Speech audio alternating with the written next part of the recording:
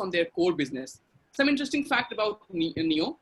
NEO has raised $30 million of funding last year, which values NEO at around $150 million, and total funding raised till date is $37 million. I'm not sure about the latest funding round, but this is the latest data which I have with me. She also co-founded her first startup called Cash Next in 2007, which was a plug-and-play mobile payment and financial inclusion solution meant specifically for semi-urban and rural markets.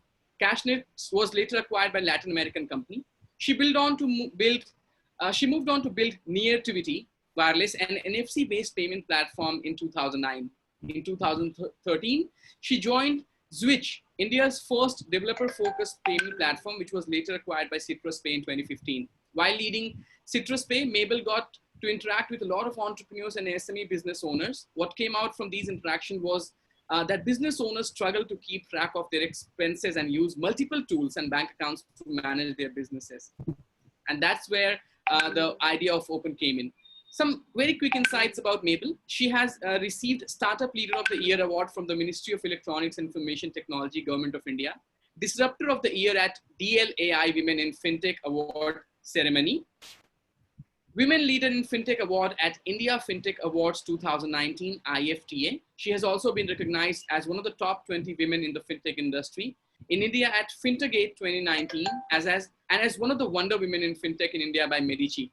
Mabel, it is a true honor and privilege for all of us at TiE Kolkata to host you. And I sincerely express my gratitude and regards to welcome you to this session. Mabel, request you to kindly take just a couple of minutes to talk about your journey as an entrepreneur and how this wonderful experience has brought so many interesting ideas. Mabel, over to you. Thanks a lot, Ravi. That was a pretty elaborate introduction that you did for me. And also thanks a lot for Neha and Abhishek for having coordinated and invited me to the session as well. And everyone at TiE Kolkata. I'm truly a believer that there's a lot that has to come out from Kolkata in terms of entrepreneurship. And this is still, the very early stages of that. And we are here to see some, great, amazing stories. I know a bunch of great entrepreneurs who are working in that segment. And seeing, the work that TiE is doing, that Ravi is doing in that region, really amazed by all of the work that you're doing to build that ecosystem out there. That I really don't need to introduce myself, Ravi. You've already told so many things. I am at a loss of words. But yeah, I am an accidental entrepreneur. You can call me that. I was training to be a translator somewhere in life, and and entrepreneurship came my way, and I hugged it with all my arms wide open. When when I first got into entrepreneurship, I really didn't have so much a clue as to what running a business really means. At that time, I feel I was smoking something very potent that I got myself to think I could build something for the rural markets. That's not something that I would ever attempt to do ever again, because that requires a lot of skill sets that I still feel I'm still learning, even 13, 14 years down the line, right? So that when I really got into entrepreneurship, the early days was more around talking to people, understanding who can connect me home to which place, which bank should I be talking to for deploying the technology and all of that. But I somehow had started in tier 2 cities like Ahmedabad, and I was not able to get a lot of support from the ecosystem there, because there was no ecosystem. There was no one I could go and speak to about entrepreneurship, about startup. Well, Ahmedabad is a very enterprising place. It's a place for businesses. Not many, and businesses have been there. That mindset of businessmen have been there for a very long time. But they really were not the folks who would understand what a difference between a traditional business and the scale at which I wanted to do things was. And so a little bit of research as to where I could find mentors and a community of folks whom I could interact with led me to Bangalore. And I actually switched places from Ahmedabad to Bangalore to do startup and entrepreneurship. So that directly delves me directly into the topic of today, which is mindset.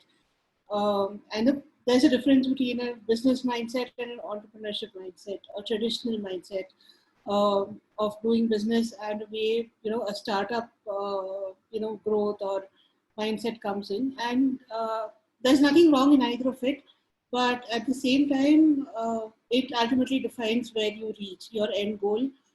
Completely defines what kind of mindset you should be having. Now, is it something that you're born with?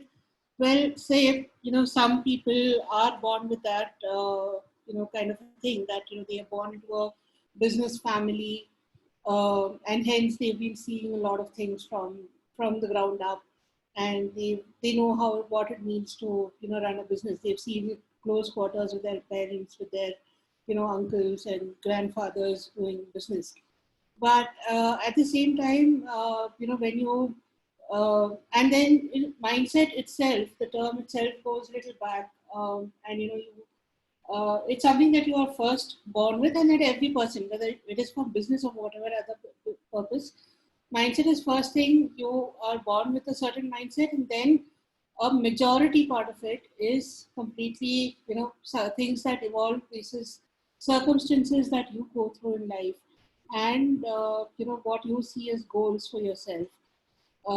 And that's how we, keep developing our mindsets from one form that you are in to another form that you reach in a couple of years. Ravi. Wonderful. Thank you so much. I think that was a wonderful introduction. And we would, before we go into the Q&A mode, I would like to remind all our guests today to kindly use the Q&A option to put down your questions as and when the questions come to your mind, so that towards the end, when we have the Q&A session, we can take these questions. Also, feel free to use the chat for any interaction, but for questions, kindly use Q&A. We would like to go ahead with the first question, Mabel. And what I've tried to do, I have tried, because our audience includes startups, first-time entrepreneurs. We also have some SMEs and some growth stage business owners as well. So we'll try and combine all of that, and we'll kind of go ahead. The first question of the day: what is entrepreneurship mindset, and how does it affect our decision and the choices we make in day-to-day lives? Because we all understand entrepreneurship is a long journey. It's also sometimes lonely journey if you do not have a co-founder or a large team when you're just starting up. How does a strong mindset would help an entrepreneur take those decisions, which are going to be very crucial, sometimes very difficult as well, but take it with ease? Mabel. So before understanding the entrepreneurship mindset, let's see what it is for, mindset for a normal person, for a normal human being who doesn't have any other, aspirations in life. So basic things, roti kapda makan hona chahiye. So that is there. And then, life should go in a certain path where there is no risk to things. There is no risk to my relationships. There's no risk to my, to my style of working, to my career, and all of that. So that goes in a constant path, and that remains like that for a very long time. So those are people who actually settle down in life, and there's nothing wrong in that. There are crores and millions of people across the world. They live perfectly happy lives. They are completely happy and content in whatever comes their way. Now, this bug called entrepreneurship, this bites you at different times in life. For some, it bites you at birth because you're born into a family of businessmen, right? So you ultimately are seen as the heir to the throne that your father has built for you, and then you have to, then take over the reign at some point of time and take it forward. The other part that the bug bites for you is for certain folks like me who are first-time entrepreneurs. I've got banker parents who were completely of the view that I should be an IAS officer or a doctor or a lawyer, and I should just settle down into one of these roles and build a career for myself, a secure career for myself. But the bug bit me pretty much just as I exited college, and from then on, I always wanted to be my boss. So that is the strive for being, your own boss. Somewhere was the first start of that mindset for me. But that's not all of it. It comes in, it comes in every form down the road. What I figured out over years of doing startups, I've failed in some, I've succeeded in some, I've exited one. Open so far is my most successful stint personally in my journey. What I have figured out is that, the very basic level that differentiates people from entrepreneurs of any, now traditional businesses or startup businesses, is the fact that they don't want to settle down, right? That do not settle, never settle. That is something that becomes a very first core of an entrepreneurial mindset for me. People who are entrepreneurs never settle no matter what, be it a good circumstance, be it a bad circumstance, be it a risk that is coming your way, be it any challenge. And like Abhishek rightly started off the session, that, life is full of challenges. And the people, first hurdle you face, you get scared and you go back and you just back off from that entire situation. That is not an entrepreneurial mindset. It is about, you found an obstacle. How do you circumvent that? How do you keep knocking? Because doors are meant to open and close. If the door is closed on you, do you go around sitting there looking at the closed door, or do you go around banging every other door that you find to find out which other one is possibly something that you can break open?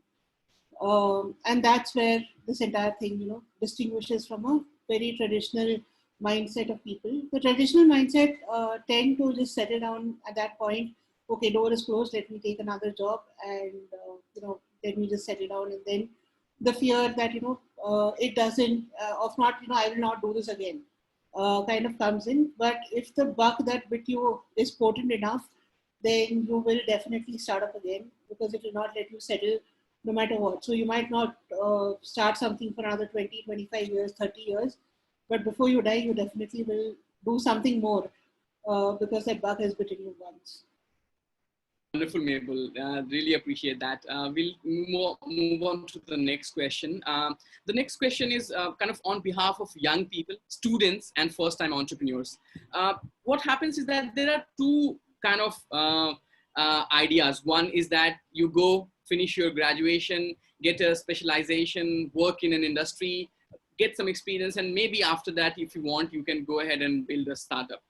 And the second option, which is a new breed of entrepreneurs coming in, people who have a lot of ideas, they start working very early, even when before they start their college, doing freelancing and trying to get as many experiences as you want. I'm sure during a lot of hackathons, which you have been part of, we have done together in Bangalore, you have seen a lot of young people coming in, and then eventually from these ideas, they go and build ventures.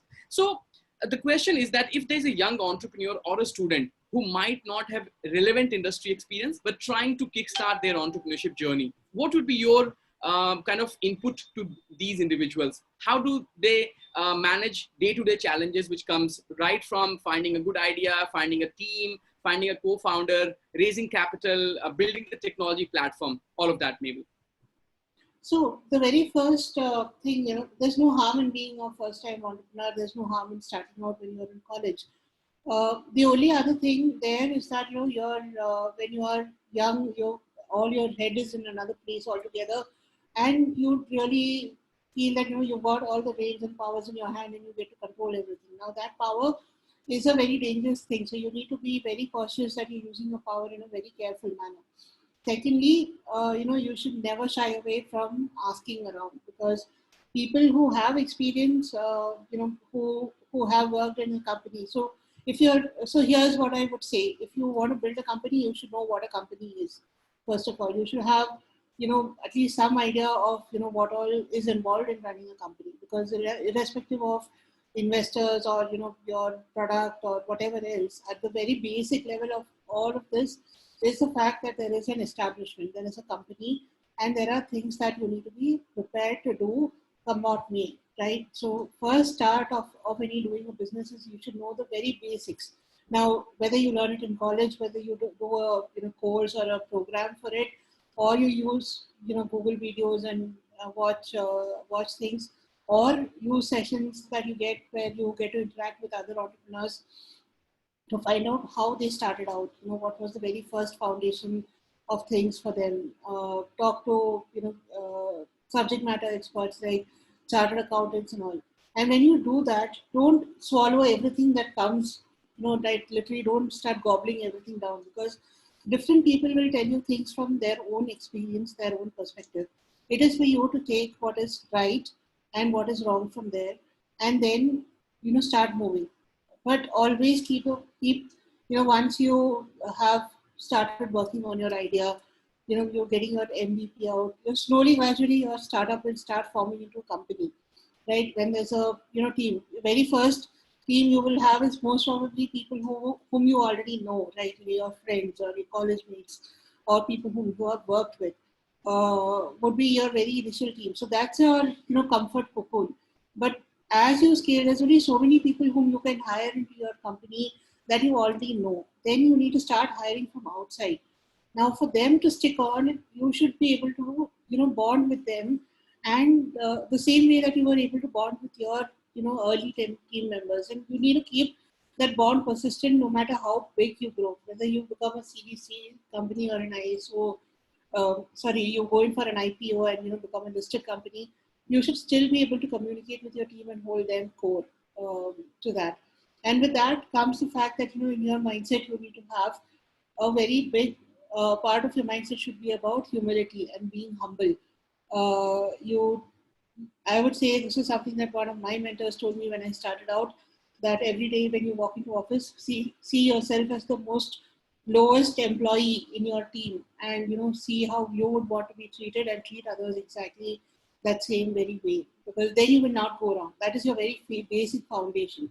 First, the company and the team comes in, then comes in working towards the idea, taking the idea to the product, to the market, and then having that same respect you have with your team, have the same respect for your customers, because they are the ones who are consuming whatever you're building, right? Have your eyes and ears open for them at all points of time. Assimilate the feedback that is coming in, and that is what will help you see whether your product market fit is there or not, and then that defines your further growth trajectory. How do you grow forward? How investors see you? How people, how much funds you raise, and then how big you become. Appreciate that. I think a couple of points which I picked up from your last monologue was about humility. I think that's very, very crucial and very important for an entrepreneur. The second thing which I picked up is importance of a mentor. Now, while we're talking about entrepreneurship mindset, we are trying to cover the very, very basics of starting up. And I think having a mentor is very crucial. But at the same time, because we all understand India is a very fast growing startup ecosystem in the country, there are a lot of mentors, and also there are a lot of mentors which might not be able to add the true value, but they are still there in the market. So it becomes very difficult for entrepreneurs to choose the right mentor. If I go back little in the history, India always had a very strong institution and belief system of Guru Sishya Parampara, where an individual identify someone as a guru, and he or she devote themselves to that particular mentor who would be providing them anecdote of wisdom and all of that. In the same term, building a startup is a very long journey, and you would require not one but various mentors. Someone who can help you on technology, someone who can help you on building a market, someone who can help you on building a team. How do I identify as an entrepreneur who can be a good mentor for me? Should I go online, look in my own network, or should I go to a platform like TiE Kolkata where they can maybe connect me to a mentor? Just some insights from when you started early and how you were able to connect with your mentors, Mabel. So in my early entrepreneur days, there were not many, online ways to find a mentor. I used to do a lot of it with TiE Bangalore, with Head Start, and, a couple of these forums that were there for entrepreneurship. Attending the, Saturday sessions, interacting with the folks who come there, as well as the ones who come and speak there. Uh, those were the ways I built my network in Bangalore, and also researching a lot around people who in general about who succeed as entrepreneurs, or have seen different experiences as entrepreneurs, connecting with them, as well as knowing who are the subject matter experts in various domains. Now, I used LinkedIn as another tool to reach out to folks and seek their assistance wherever I found stuck, because I'm a literature student. I did not start out as finance person or any of these things, and or even as a marketer for that matter. I don't have any formal education as a marketer, even though that marketing is what I read at Open. These are all things I've learned over various interactions with other entrepreneurs, with other subject matter experts, as well as a lot of research. There is nothing that is more important than researching and reading about things. Be it listening to TED talks if you want, be it listening to Y Combinator podcasts if you want, be it listening to now recently launched AL Radio, which is the AngelList Radio, if you want. There are various modes available today, where there are a lot of knowledge that can be found, and reaching out to someone who is a subject matter in a particular problem that you're facing is not so difficult in these days. So use your resources, use your research skills, and like Ravi said, there are many people who are up for mentorship, but not everyone is the right mentor for you. And that's only something that there's no perfect formula to find the right mentor. It's all about how do you interact and how you try to navigate the conversation, and what do you go in with that defines a lot of these things. And secondly, trial and error. You keep talking to as many people as possible. There's no right, there is no wrong in that. And as you speak, don't literally, Indians, by education, we all have been taught to just mug up things and keep saying, putting it out. Whatever you're learning from your mentor, you try to implement if you find it is correct. If you don't agree with it, or if you find it's not working, then switch your strategies. Don't wait to fail at a mega level. Do those small failures, but do your course corrections as and when you face those challenges. That will ensure that you keep succeeding as a entrepreneur, come what may. Wonderful, Mabel. Really appreciate that. Before we move on to the next segment, where I'm trying to cover a little bit about SMEs, because TiE Kolkata has a lot of SME members as well. I have one question, which has come in from Nayan Shyamsukha, one of our guests from the event today. As an aspiring student entrepreneur, I sometimes feel that lack of experience of the industry which I want to work in can be disadvantage. How do I substitute that experience? We partially try to cover this, Mabel, in one of the questions, but if you want to maybe spend one more minute on this question. So, if you're a student entrepreneur, see, it's very difficult for me to put this, because I'm not someone who has learned something at college and then brought it out. For all I was doing English literature and Shakespeare and Wordsworth in college, and I never used any of the things that I learned in. There was a time when I used to go and tell my dad that if I knew I was going to be an entrepreneur, I would have taken BCom and learned everything about accounting, kuch to kaam aata, running a business, correct? But as a student entrepreneur, if you don't have the experience, the only what best you can do. So either you pause your entrepreneurship dream, go ahead, work in a company, get that experience, or you keep talking to people who have the experience, right? There's no other way to, there's no small capsule that you can swallow and you gain that experience on your own. If I had to recommend something, I would actually recommend people to go out and work at least a year in some company. That brings in a lot of difference, because you get to observe a lot of things, especially if you have the idea to start up on your own. I have personally seen that. So my entrepreneurship was split between I did 3 startups. The third one got acquired by Citrus Pay, wherein I went in as an employee. It was an acqui-hire of sorts, and I got acquired into the team of Citrus, and I was leading marketing for Citrus Pay, and later in PayU. The entire 1.5, 2 years that I spent there with these guys, I was constantly observing what is there in the company. What are the things, what are the best practices, what do I learn, and at the same time, the co-founders who absorbed me in, who later on became my angel investors and Open, both Amrish Rao and Jitendra Gupta, they also gave me that support that I'm allowed to go and explore different departments and try to find out how each of these teams are formed, or know the stories or know the journeys that Citrus Pay grew in. That added a lot of value and knowledge to how I want to build Open, or how I build Open in the present form. So there's no harm if you want to work in a company and learn things, but that's not the short success mantra. There is absolutely no harm of doing your startup on your own right out of college or while you're in college. Whatever it is, like when you have to decide whether it is working or not, please be very sure that you take those decisions fast, whether it works or not. Build something. Don't wait for. Now this is another part of entrepreneurship mindset. Many entrepreneurs just wait for making everything perfect and then putting it to the market.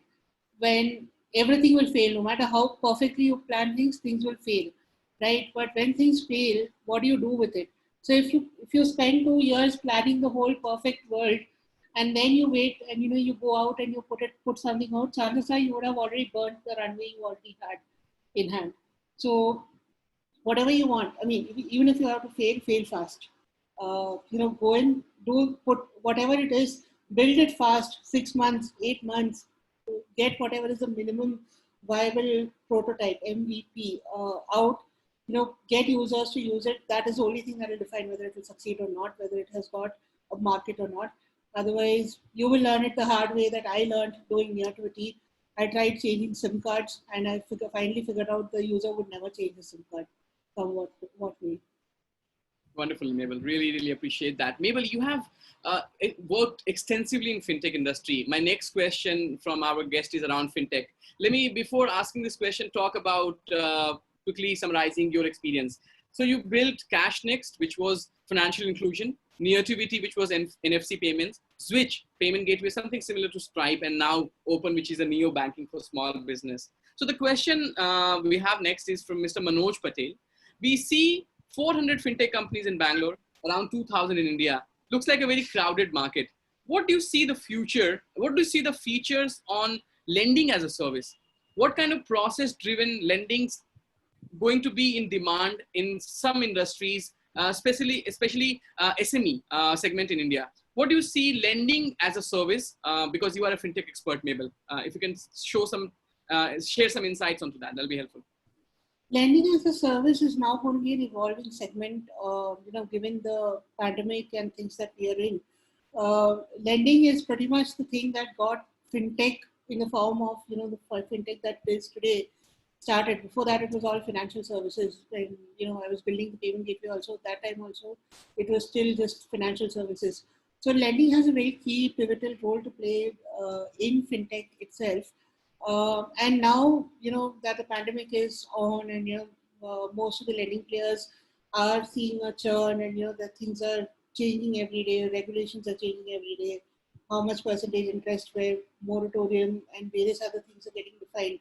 So right now, the entire segment is in a flux, I would say, and it will take some more time to figure out. But in the pre-corona world, we were absolutely ready for a lending as a service kind of a platform coming in. Be it consumer side was definitely pretty sorted that way, but on the SME lending part, a lot of there's a lot to explore on that segment.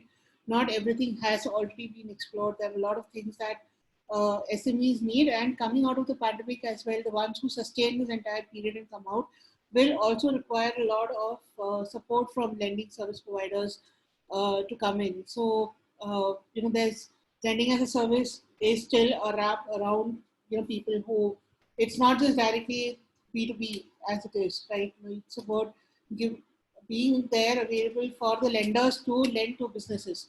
And interfacing with the financial institution on the other side of things. So it's going to be a pretty interesting space to watch out for, but not right now. Right now, a lot of things are in a lot of flux. It would take a couple of months more to reach the actual spot from where lending as a service can go ahead. But I don't agree that it's a crowded market of 20,000 fintechs here, 20,000 fintechs we have in India's population density and problems are so humongous that there's scope for not just 2,000 folks to exist in this segment as it is. I think that's a very valid point, and I can say I'm a witness of this scenario. So I'm currently, logging in from my hometown in Jharkhand. It's a small village, and we have only two banks here, SBI and PNB. Every single morning, I see at least 200 people standing outside SBI bank so that they can open up their bank account, because there's no private player and there's no fintech player here in this segment. And that's not only my native. I can see this across Bihar, West Bengal, UP, in fact, a lot of states across the country. So if we talk about fintech as an opportunity, be it lending, be it offering, be it insure tech, all of that has so much potential. Moving on to the next segment. Just on that point, one more thing, Ravi. I must mention the effect of the pandemic on the fintech as a segment itself.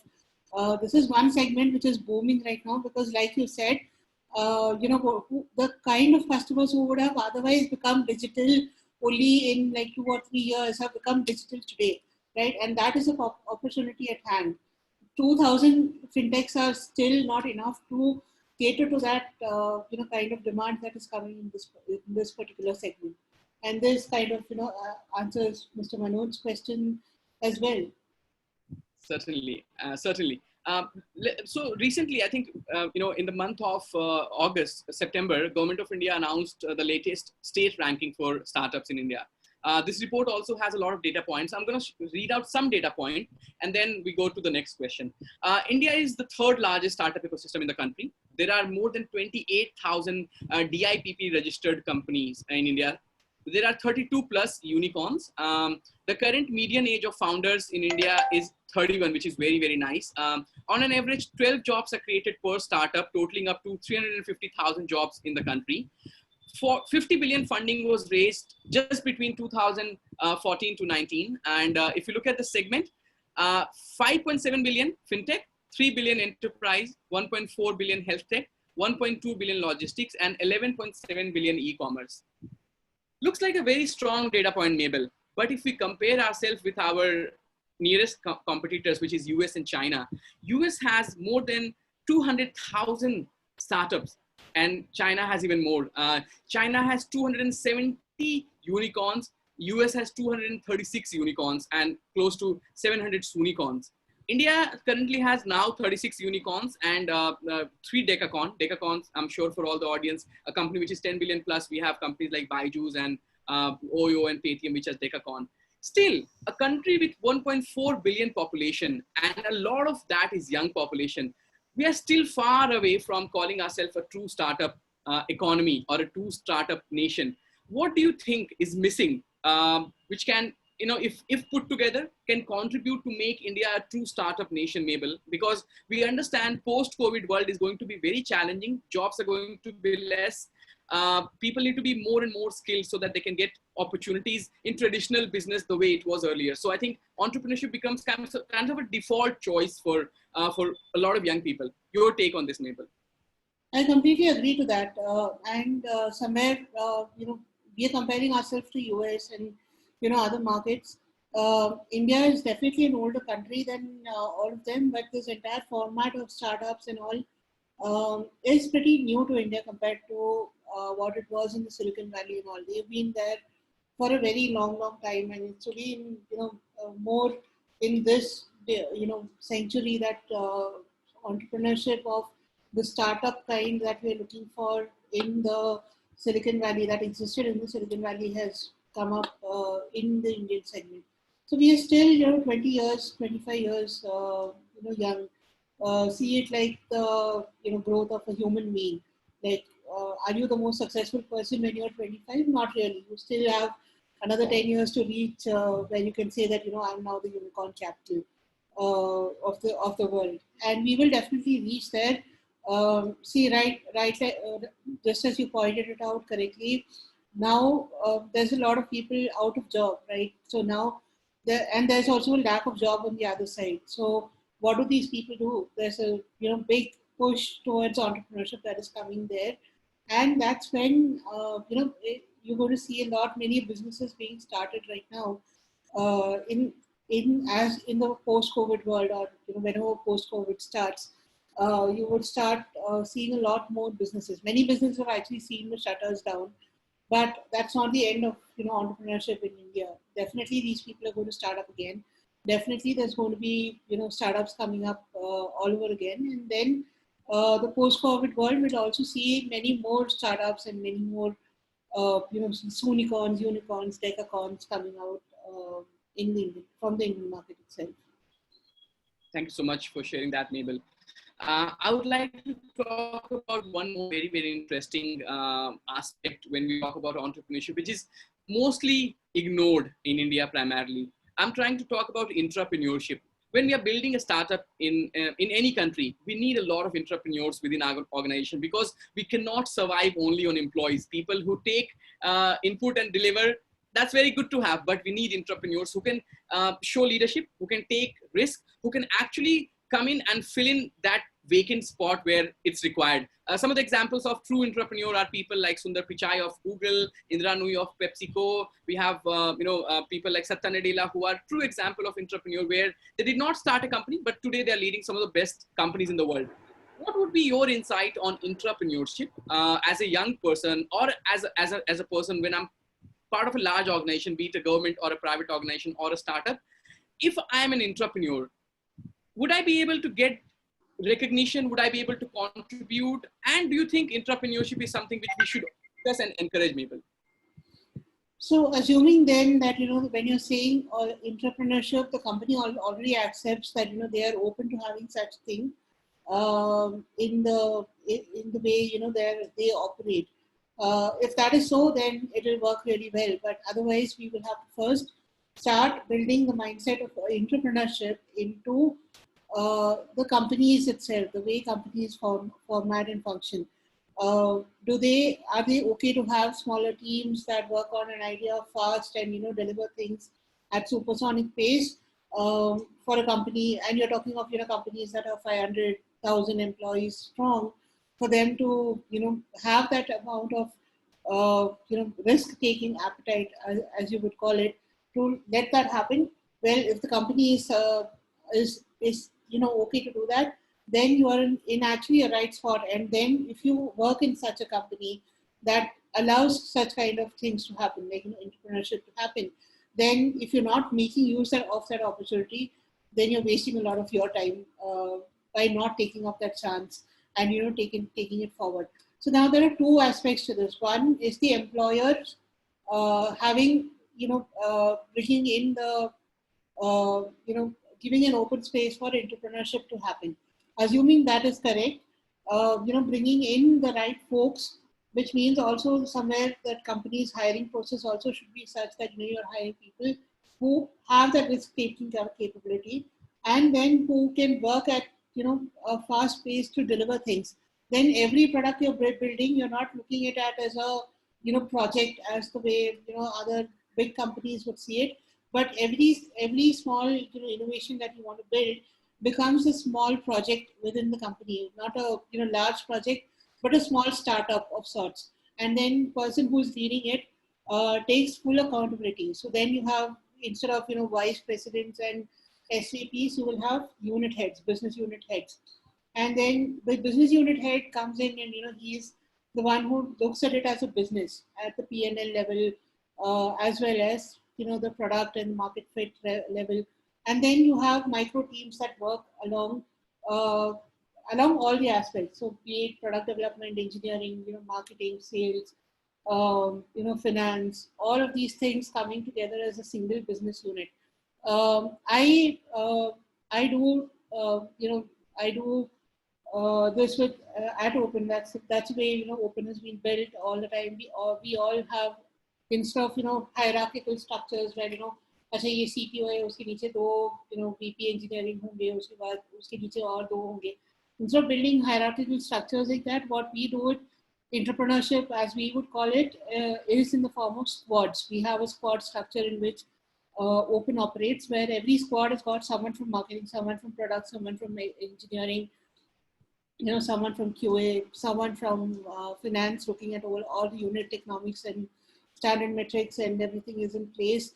And then growing that out as a product unit, and not just as a feature of this particular product that Open is. And then eventually what will happen is that we also give breed to a lot of entrepreneurs who take up these entrepreneurship things within our organization. Uh, we've already started seeing, people from openers going out and starting to build their own businesses in many ways, and we are very supportive to it as founders. So first of all, if you are a founder, you should be open to letting that mindset be there with you, that tomorrow one or two or 10 of your team members would want to go and start something of their own, and then you're not saying that, oh no, you should not, you should be an employee all the while. Um, you hired them because they have the entrepreneurial mindset. Tomorrow, if they want to move on and become an entrepreneur, you should be able to accept them and support them in whichever way possible. Wonderful, Mabel. Really, really appreciate that. We move on to the next segment of trying to talk a little bit about SMEs, because they are the backbone of India. My first question: SMEs, as we know, are very, very fundamentally important. They are the backbone of Indian economy. But we all agree that they have to evolve with time, especially now that everything is digital. A lot of SMEs are finding it a little difficult when we talk about using CRM at core. We talk about ERPs. We talk about a complete digital transformation, because that's not a necessity, it's a choice. You cannot have physical interaction like you used to have earlier. Can you give an example to state the difference between a traditional mindset and as an entrepreneurial mindset? Basically, what I'm requesting you to give a comparison of how a person will approach a particular situation if the person comes from a traditional business mindset or an entrepreneurial mindset, maybe. There are a couple of segments I can take for answering this question. Particularly for SMEs, I do see that now SME as a segment itself is pretty huge. You have everything from a micro entrepreneur to company with a couple of crores of turnover, segmented as a small and medium businesses. Now it's different for different segments of the SMEs. On one side, to give you a stark comparison of how it was before COVID and how it's changed with COVID. Take your Zumba instructor or any hobby class, art class, hobby class, people who used to run these things. Your gym instructor, your yoga instructor, take all of them. These are the micro entrepreneurs who are there at the extreme end of the long tail of SMEs. Now they were normally, okay, I am a Zumba instructor in Salt Lake, and I would cater to say 5 societies in my area, and I'm happy with that, right? Or I'm a yoga teacher in Bangalore's Indranagar, and I have these I have these 2 yoga studios that I run, and I'm very happy and content with that, right? And that happy and content is where they reach, and they just stay at that point of time. Came in Corona, comes into our life into 2020, and all of this changes. Now suddenly the biggest boulder, you can't open your yoga studio, you can't have a gym out there, you can't go and do Zumba classes. Your apartment societies came and told no more using the clubhouse for any of these facilities. What does the entrepreneur do? There are many who say that, okay, I'll wait for Corona to get over, no problem. There are many who started adopting online tools, right? Doing classes over Zoom, over Facebook Live. And then they realized that, okay, what I was able to otherwise cater to only in my particular area, but now sitting in Bangalore, I'm able to train someone who's in Kolkata. Sitting in Kolkata, I'm able to train someone who is in Ahmedabad. And my entire segment has increased so much. The entire digital transformation has brought in, now I can be anywhere in the world and still be teaching the same yoga that I'm teaching, but I can be, my student doesn't have to be in my proximity. And, that brings in a certain scale at which, the opportunity lies. There are people who adopt that. There are people who don't adopt that. People who adopt that will see the growth going forward.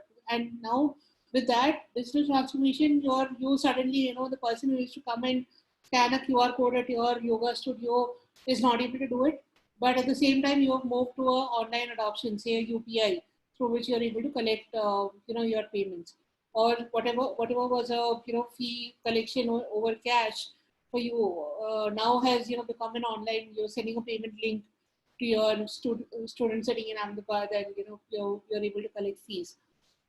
Same with the tutors, for traditional tuition teacher who used to operate from her home is now gone online and taking online classes.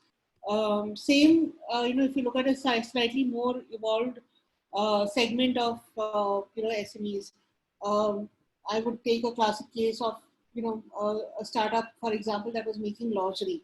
Now, people who are sitting at home in a lockdown situation are not going to buy lingerie, but everyone is scared, and they know that they're going to be making masks are going to be needed. How about using the material you have today, and then you start making masks, and suddenly masks picks up, the amount of sales that is online lingerie startup would have done for masks outnumber the number of main core product unit that they would have sold in the pre-COVID times in a particular month. Those are the ways, those are the innovative ways in which you make that switch, and then you see that growth kicking in. Now when the growth kicks in, are you ready for it as a business? There are certain things that would be required. Not everyone needs a ERP and things. It will still take some more time for you to reach an ERP level of sorts. But then, are you able to adopt technology in a way in which you that is able to sustain your digital transformation, whatever it be it a traditional business going online and building a website using a store builder and going online, or a tutor taking on a Learn Dash or a Buddy Boss kind of a platform and taking her classes online. An otherwise traditional retailer going online by using a Shopify or Shopify stores or something, and going online, to a restaurant, going and clocking orders on Swiggy and other food ordering systems out there. Taking that digital transformation requires some bit of technology adoption. I have seen many traders in my own little locality in Bangalore taking the online route. Otherwise, the hardware store guy who would have never dreamt of orders coming in from different parts of Bangalore to him is now able to cater to that demand by just listing himself on and being available and through a platform like Salt or Dunzo. In that they in turn take care of the delivery of the end product as well. There's also been a strong adoption of people going and listing their products on marketplaces like Amazon or Flipkart, and then comes the grind of these marketplaces would settle certain transactions on a certain day. How are you ready to keep track of all your income and expense? Are you using any tools for doing that? All of that goes ahead and defines on how you are able to manage the scale. Otherwise, chances are that many of these businesses would spend a lot of time just doing the mundane reconciliation work and lose the opportunity at hand that they have. When there is demand, instead of growing the business, they spend a lot of time doing only the traditional things of keeping your accounts and doing your bookkeeping correctly. So be smart, be open to technology. It is not a very daunting thing. There is everything that is available that you can understand. There are a lot of tools that are available in both Hindi and English, apart from other regional languages, that are there for you to grow and scale your business. Keep that research on, because if you research, you will be able to reach and find the right tool that is right for your own business. Thanks a lot, Mabel. We'll move on to the next segment. And if you're okay, I'll take this question in Hindi. Sure. Okay, तो मेरा अगला सवाल आपसे है, अगर हम बात करते हैं स्मॉल बिजनेस या स्टार्टअप्स की, आई थिंक आज एक सबसे इम्पॉर्टेंट अपॉर्चुनिटी और पावरफुल अपॉर्चुनिटी हमारे सामने वो है कोलैबोरेशन की. किस तरह से स्टार्टअप्स टेक्नोलॉजी कंपनीज और बाकी बड़ी कंपनीज के साथ कोलैबोरेट करके they can expand their horizon. अगर if you can share some insights from open, because वहाँ पे बहुत सारी बिजनेसेस हैं, both large and small, and I am sure through your partner network उन्हें बहुत सारे मौके मिले होंगे ताकि वो कोलैबोरेट कर सकें. आपकी जर्नी में भी, चाहे वो सिट्रस पे हो चाहे पेयू, इस पूरे स्टार्टअप इकोसिस्टम में कोलैबोरेशन एक बहुत ही इंपॉर्टेंट चीज बन जाती है. सो if you can share some insights on collaboration as a very crucial aspect for startups, maybe. Collaboration सिर्फ स्टार्टअप्स के लिए नहीं है, वो हर काइंड ऑफ बिजनेस के लिए है। एंड अब जाके अगर ये अगर कोरोना ने कुछ पार्ट पढ़ाया है, that is precisely this, that collaborate करना बहुत ही ज़रूरी है। एंड सिर्फ अपने में संतुष्ट रहना, it is not going to take you a long time ahead. So if I look at businesses within Open, collaboration has led to a lot of growth. They have, for example, there are businesses who have, sorry, I switched to English. I'm sorry about that. That's all right. No issues. Okay. There are a lot of, because I think in English and, translating it into Hindi, but let me try if I can do it in Hindi. बहुत सारे ऐसे businesses हैं जो Amazon या दूसरे market places को adopt करके अपने बिजनेस को आगे ले जाने की कोशिश कर रहे हैं अभी की सिचुएशन में, क्योंकि नॉर्मली जो कस्टमर दुकान में आता था वो अभी बंद हो गया, बट वो दूसरे प्लेटफॉर्म्स के साथ कोलैबोरेट करके अपना बिजनेस आगे ले जाने की कोशिश कर रहे हैं। एंड वो एक बहुत बड़ी पार्ट हमें मिली है। I am sorry, very bad at Hindi now, corona के टाइम पे. At the same time, when it comes to collaboration that I've seen from businesses within Open, I have seen that we have a tool called Hub, which is also a discovery platform for businesses who use Open for them to discover other businesses who use Open. This is something that we had built in the pre-COVID world. But we suddenly, during the pandemic time, we started seeing a lot of collaboration happening there between B2B businesses themselves. Someone who was looking for, say, office space was able to put up that need, and then, find some other office space that he could take up in the interim time till he finds his final destination. So that in many ways is a way collaboration is, I have seen, within the platform of Open itself. But apart from that, there are many ways. So while I was working at Citrus, we used to collaborate with a lot of, ecosystem players. NASCOM, that's where we met Ravi. So, we used to collaborate with NASCOM and, other startup ecosystem providers to reach out to startups that they were catering to, and build a program that that helps them adopt, the startups who work out of NASCOM and other co-working spaces and incubators, to adopt Citrus Pay as a payment gateway, and bring in a certain offer or some hook for them to get started with using it. The hook would be good enough for them to get started with it, and use it for a say 3 or 6 months period. But that ultimately led to a lot of growth in terms of the number of startups that were adopting Citrus Pay as their preferred payment gateway at that point of time.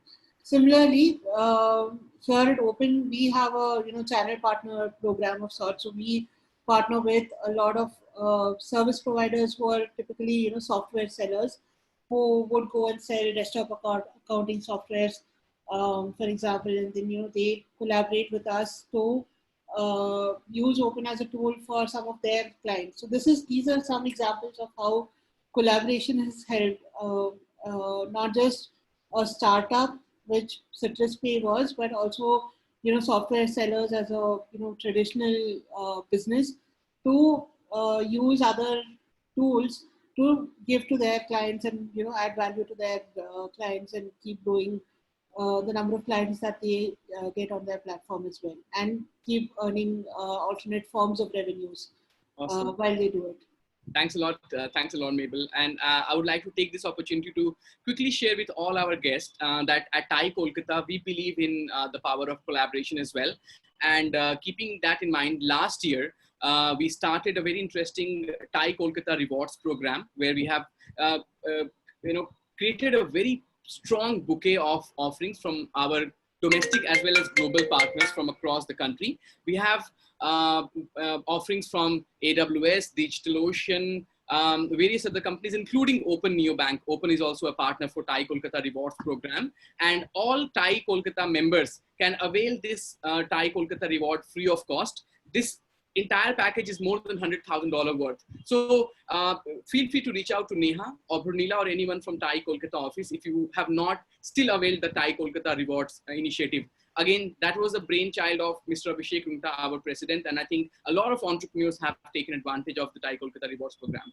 We move on to the next segment, Mabel, before we start, before we take some questions from the audience and conclude the session.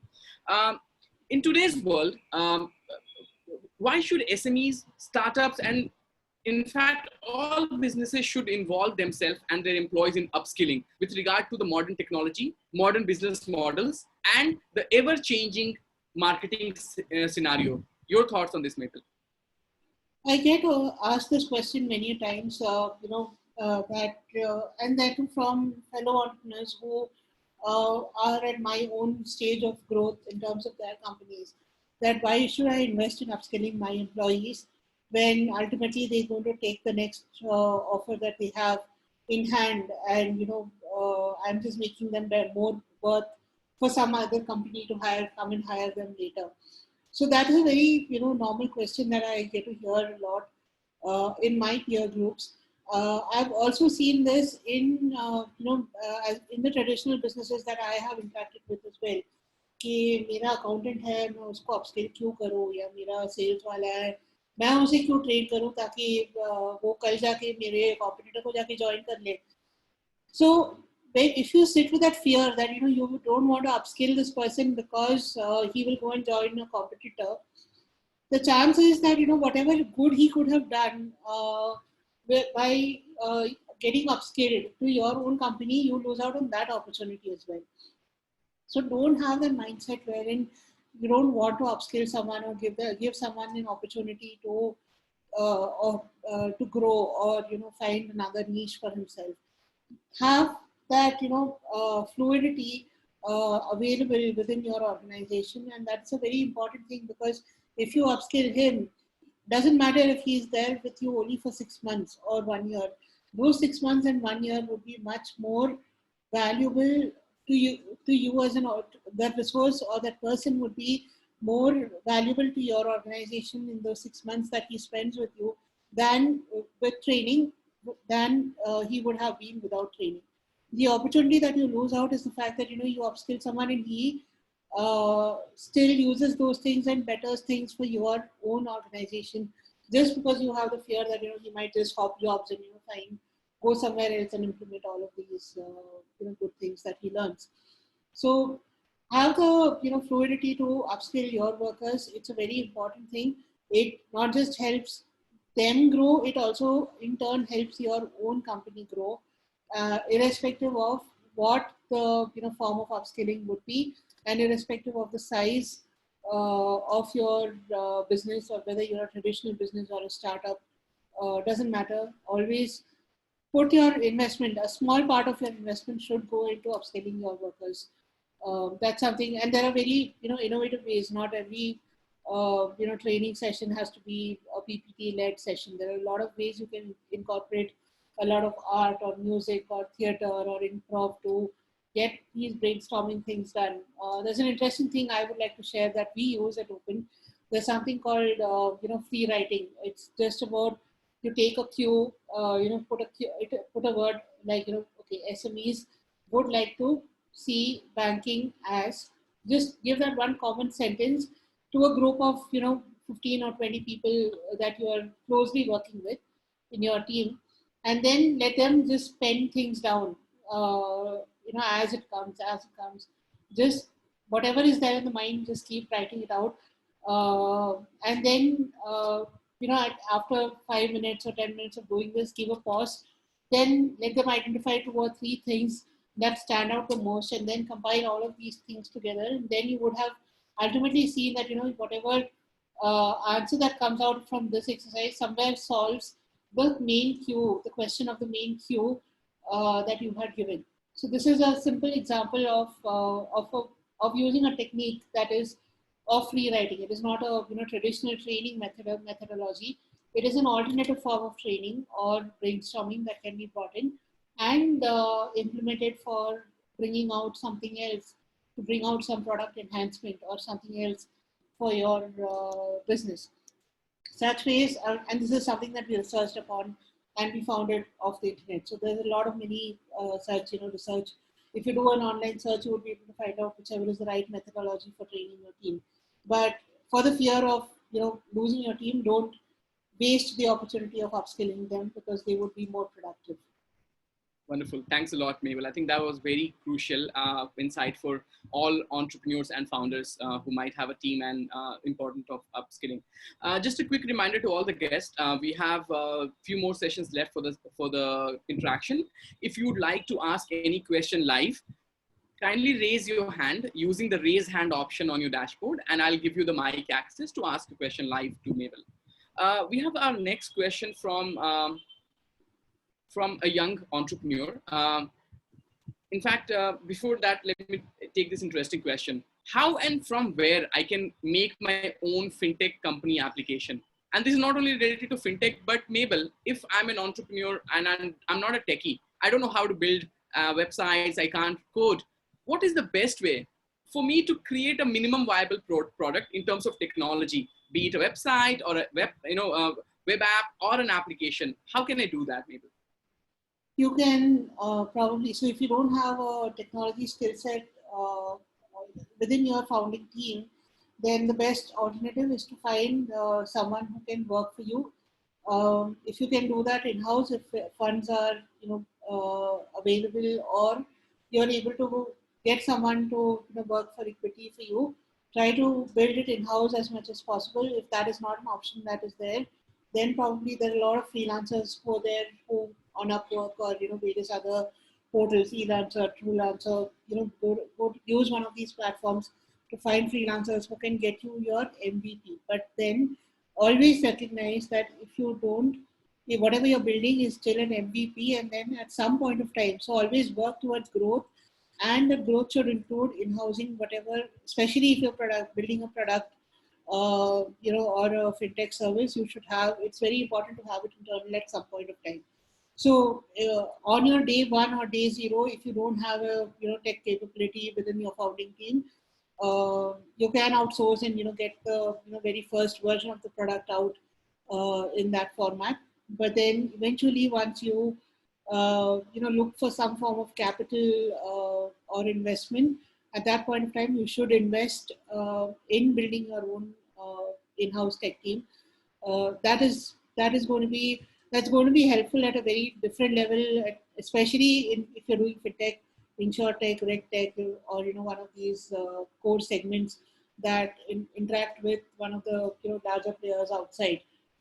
So this is going to be a key no. Otherwise, if it is just about building a static website or an e-commerce portal, then you are better off giving it on a contract basis to a company to build it and maintain it for you at all times.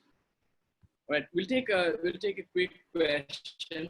Time management, how important it is, and what would be your take on how you manage your time, because you are shuffling between so many marketing, technology, development, deployment, client acquisition, all of that at the same time, and fundraising as well. Time kiske paas hai? No one has time. So everyone gets the same 24 hours, but what you make out of those 24 hours, whether you make it work like 36 hours for you or whether you make it work like 18 hours for you, it's completely in your hands, right? For someone, there is a lot of time. If you're, waiting for something, your time is going very slow. But at the same time, if you are, in another situation, the same time would be racing like anything for you, and you're running out of time. So time is constant. It is ultimately what we do with the time and how we plan things that that ultimately tell us how much time we have, quite literally. But apart from that, you should, planning is a very important thing, and that someone like I wouldn't say that all my co-founders are very planned in their approach, but at least in my co-founding team, we have 4 co-founders. Apart from me, there is Anish, she's the CEO. There's Ajit, she's the CTO, and there's Dina, she's the CFO, and I essentially I look at the operations and marketing, right? So 4 of us have split the roles that we need to play into very 4 clear parts. Anish looks at business strategy, banking alliances, and the main part of sales.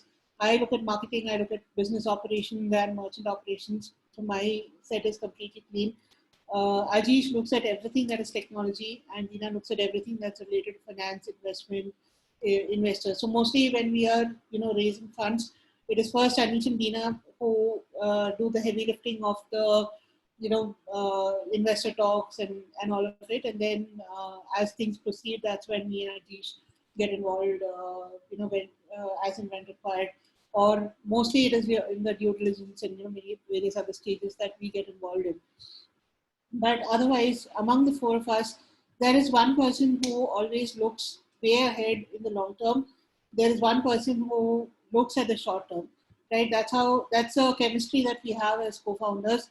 That there has to be someone who has a long-term vision, that has to be looking at the larger things in life, larger things to achieve as a company, and there has to be someone who looks at the micro aspects, the today's, the tomorrow's, the next quarter kind of timelines on things and how to go about achieving that and things. So you need to go in with a lot of, or even if you do not start out with a lot of planning or visibility, at least reach a stage where you start thinking that you are you are working in a coordinated, planned manner in the short term, in the long term. Whatever you're achieving in the short term should add into the long term vision. Whatever is the long term vision should tie into the short term vision.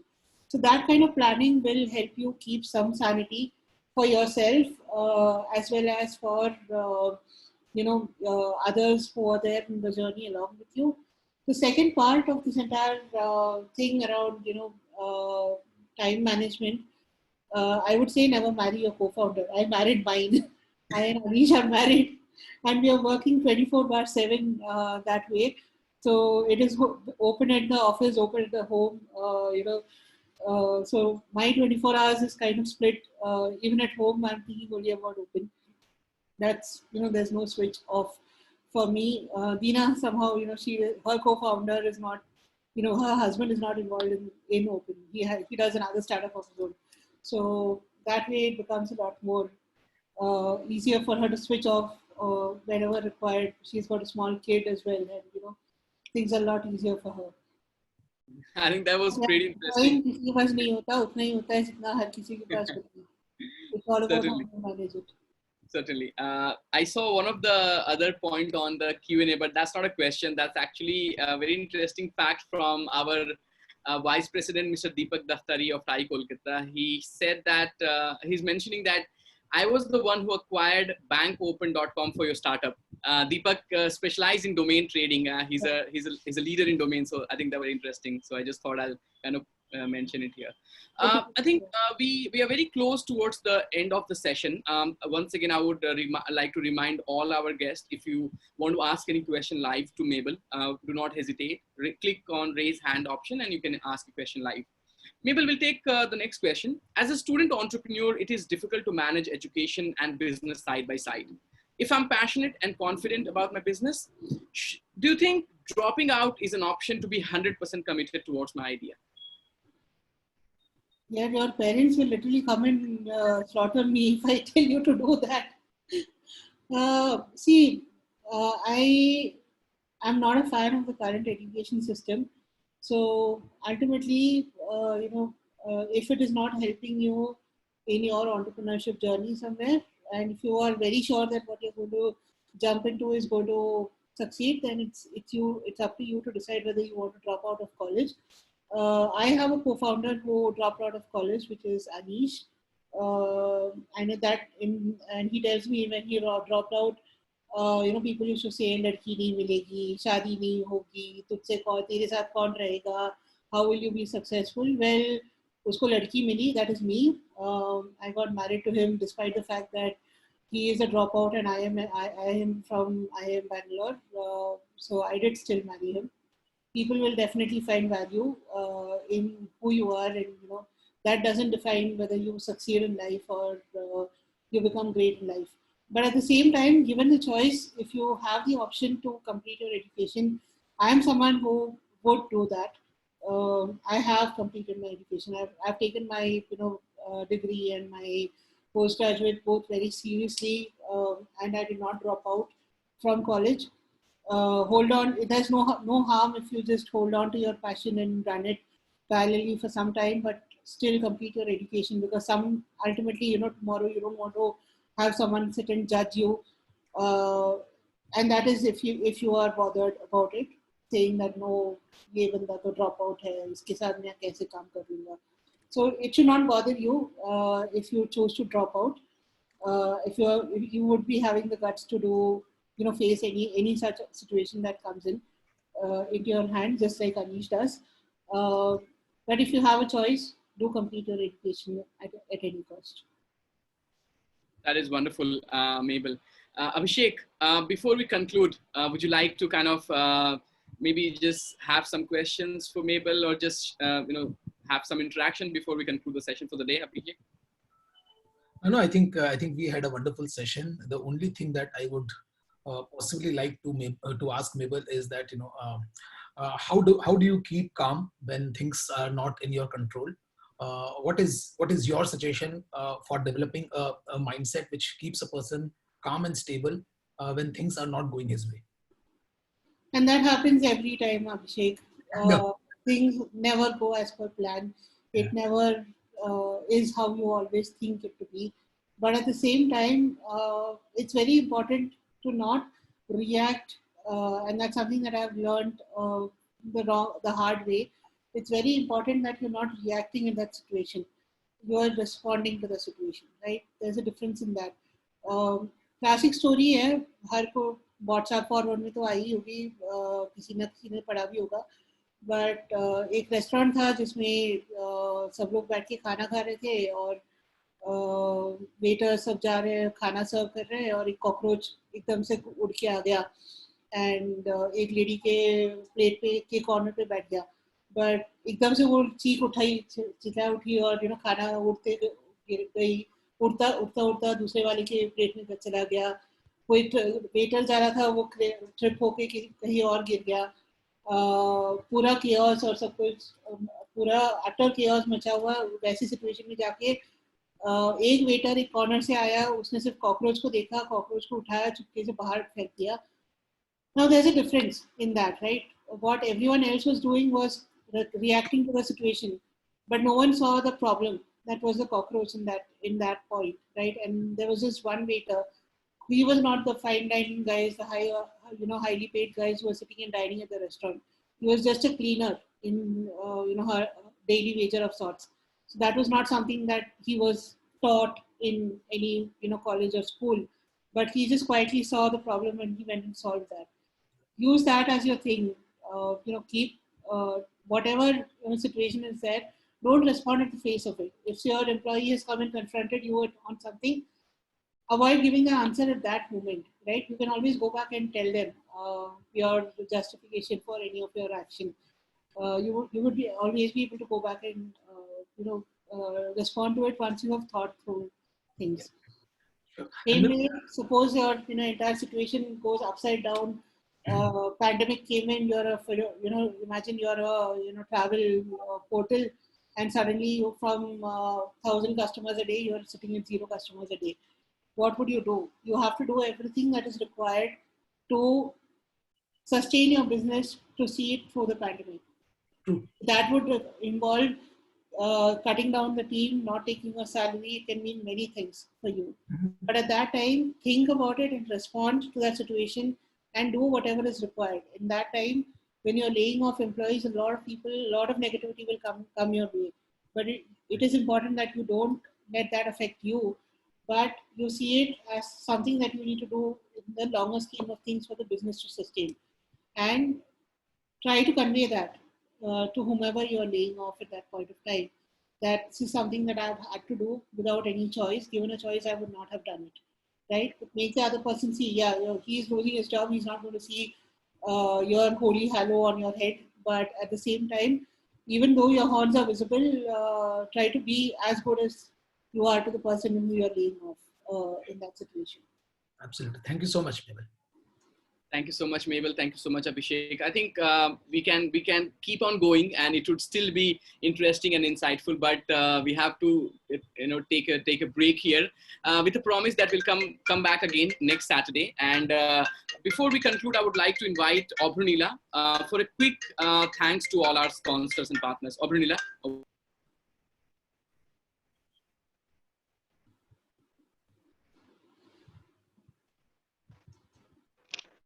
All right. Looks like Opernilla is experiencing some issues. And no issues. I would take this opportunity. We would like to, on behalf of TiE Kolkata, we would like to thank all our partners. First of all, I would like to thank TiE Kolkata President, our Vice President, all our charter members, our startup members, and the entire community. Our sponsors, Tata Tele Business Services, Kshitiz.com, DRM Technologies, 10 Downing Street, ICICI Bank, our bootcamp chapter partners, which includes TiE Kerala, TiE Ahmedabad, TiE Andhra Pradesh, and TiE Mumbai, 1X Solution, and Cashless Bazaar. And most importantly, we would like to thank all the guests who showed their keen interest to join the bootcamp series. This is just the beginning of a long series where we would ensure that we bring some of the best speakers from the ecosystem so that you can get the best insights on building and scaling your venture to the next level. Once again, Mabel, I think it was phenomenal. We keep on talking, but today it was learning for all of us, including myself. And I'm very glad that we were able to hear from you. Thank you so much for taking our time on a Saturday. I think that means a lot to all of us. Thank you so much on behalf of TiE Kolkata, Mabel. My pleasure. I really love this interaction. Thanks, everyone. Thank you so much, Mabel. This is Neha Agarwal from TiE Kolkata. I'm so sorry. Like today, my internet is not stable. So I have asked Ravi to do all the things. Thank you so much, Mabel, for coming and accepting the invitation on behalf of TiE Kolkata. It was amazing and a very insightful knowledge session. Thank you so much. Thanks. Unlike a physical event where we can meet and get a nice group picture, we'll take a virtual picture. So on 3, 2, 1, we'll go ahead. That is once again 3, 2, and 1. Thank you so much.